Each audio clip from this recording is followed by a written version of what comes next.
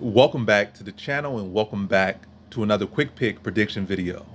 In this video, I'll be predicting the light heavyweight bout between Nikita Krylov versus Alexander Gustafsson. And here I'm going high confidence Alexander Gustafsson. When I look at Nikita Krylov, wrestling ain't all that. Gustafsson still holds up a pretty decent wrestling offense and defense. And Nikita Krylov, I feel like his wrestling can be okay for like a first round or a round and a half type of stuff. But even then, it's never really the sharpest. Most times his wrestling isn't even a decent one, and he catches people off guard because they don't expect it. But Gustafsson, veteran again, I feel like he's expecting. I feel like the biggest thing here is if Gustafsson loses this one, he should retire because Krylov just flat out, he's not good. He's not good. He'll never be a top five, true top five, or matter of fact, he'll never be any top five. I feel in the UFC light heavyweight division or any division with his not backstory, like in the back of a old pizza shop, learning through a greasy 90s magazine karate. That's what his karate looked like, or whatever his style of striking looked like. He just happened to have some power and be unorthodox and have a little bit of natural talent to it. But the man's striking ain't really nothing impressive. Patchy. Wrestling, everything about him is patchy. I feel like Gustafsson will be the bigger man, the much more fluid man, faster man. Probably not carry. Matter of fact, I don't know, power. I can even give him that a little. Matter of fact, I'll get Krylov the power, but Gustafsson when he wants to, he lands clean. He can put some power on as well. I feel like the move, the boxing, the footwork of Gustafsson gonna be too much. The level changing, the mix, blending his striking with his wrestling gonna be too much. And ultimately, feel like there's probably gonna be a boring decision with Gustafsson going back to the route he beat Jan Blachowicz in and scoring takedowns, but not being too worried about. And also another thing, people get on Gustafsson. The inactivity definitely a big factor. Definitely a big factor.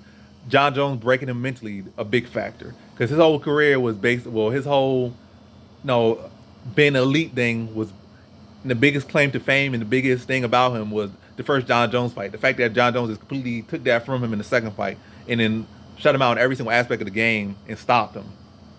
I feel like that broke him. I think was he able to get one more win after that loss? I'm not really sure. He might have been. I think did he fight Blaydes after that or not? Blaydes was on the run to fight John Jones in the rematch. But anyway, I feel like that broke him a bit. And he was actually doing all right in the Anthony Smith fight. Even as a broken Gustafsson, he was doing all right in the Anthony Smith fight. It was just a lapse. I think he went for a takedown in that fourth round or something. Then it was a poor takedown. Then Smith was able to take his back. But then that was a 4th-round fight. That was not a 3-round fight. And when you look at the fight, it was trending for Gustafsson to lead. Because in that prior round, Gustafsson dominated that prior round, leading to that next round where he made a mistake and got tapped out, got his back taken. And Andy Smith is, I feel, a much more cleaner technical fighter than Krylov, but we ain't doing MMA math, we ain't doing MMA algebra. But anyway, I just feel like Gustafsson still has solid wrestling defense, still has solid wrestling offense. And I feel like Krylov's wrestling defense is a bit questionable, grappling defense is a bit questionable, his overall skill set a bit questionable and a bit patchy. I feel like he'd be a bit orthodox, but I don't know. I would say his best path to victory is to make Gustafsson uncomfortable from the jump and either put him away or set a tone early.